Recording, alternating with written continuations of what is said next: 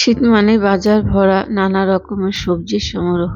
বছরের এই সময় যত রকমের সবজি পাওয়া যায়, অন্য সময় এত রকমের সবজি পাওয়া যায় না। আসসালামু আলাইকুম প্রিয় ভিউয়ার্স, সবাইকে শেলিস কিচেনে স্বাগতম জানাচ্ছি শীতকালীন সবজি দিয়ে দারুণ স্বাদের মুচমুচে সবজি পাকোড়া দেখার জন্য। এই সবজি পাকোড়া খেতে যেমন টেস্টি, বানানো তেমন সহজ। পাকোড়া তৈরির জন্য রেসিপির শুরুতে এখানে 1 কাপ গাজর কুচি, 1 কাপ বাঁধাকপি কুচি ও 1 কাপ আলু কুচি নিয়েছি। এবার মিক্সিং বলে বাঁধাকপি কুচি, গাজর কুচি ও আলু কুচি দিয়ে এর মধ্যে দিচ্ছি 1 কাপ পেঁয়াজ কুচি, তার সাথে দিচ্ছি 4-5টি কাঁচামরিচ কুচি, স্বাদ মতো লবণ, মরিচ গুঁড়া 1 চামচ ও হাফ চামচ হলুদ গুঁড়া, 2 টেবিল চামচ ধনে পাতা কুচি, হাফ চামচ ধনে গুঁড়া, জিরা গুঁড়া হাফ চামচ, আদা বাটা 1 চামচ, রসুন বাটা 1 চামচ, আরো দিচ্ছি চিলি ফ্লেক্স হাফ চা চামচ, 1 স্পুন শাহি গরম মশলা ও হাফ চামচ চাট মশলা, সামান্য টেস্টিং সল্ট। তার সাথে দিচ্ছি হাফ কাপ চালের গুঁড়া, হাফ কাপ বেসন, 2 টেবিল চামচ ময়দা। সব ভালোভাবে হাত দিয়ে মিশাতে হবে।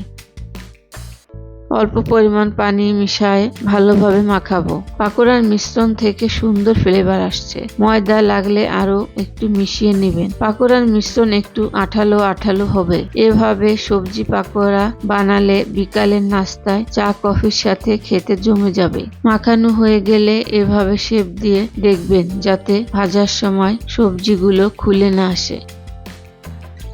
এবার প্যানে রান্নার রেগুলার তেল গরম করে তেলে ছাড়ার আগে এভাবে হাতে করে শেপ দিয়ে তারপর তেলে ছাড়বেন। চুলার হিট মিডিয়াম টু লো এর মাঝামাঝি থাকবে। দেওয়ার সাথে সাথে উল্টানো যাবে না, কিছু সময় পর উল্টে দিতে হবে। পাকোড়াগুলো লালচে করে ভাজতে হবে।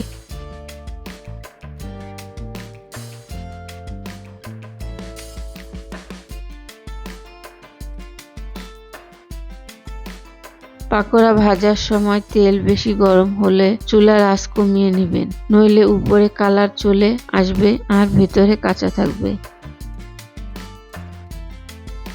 পাকোড়া উঠিয়ে বাকিগুলো এভাবে ভেজে নেব।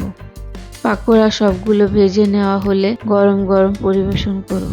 আশা করি আমার আজকের রেসিপিটা আপনাদের ভালো লেগেছে। ভালো লাগলে লাইক ও শেয়ার করে দিবেন। সবাই অনেক ভালো থাকবেন, সুস্থ থাকবেন। আল্লাহ হাফেজ।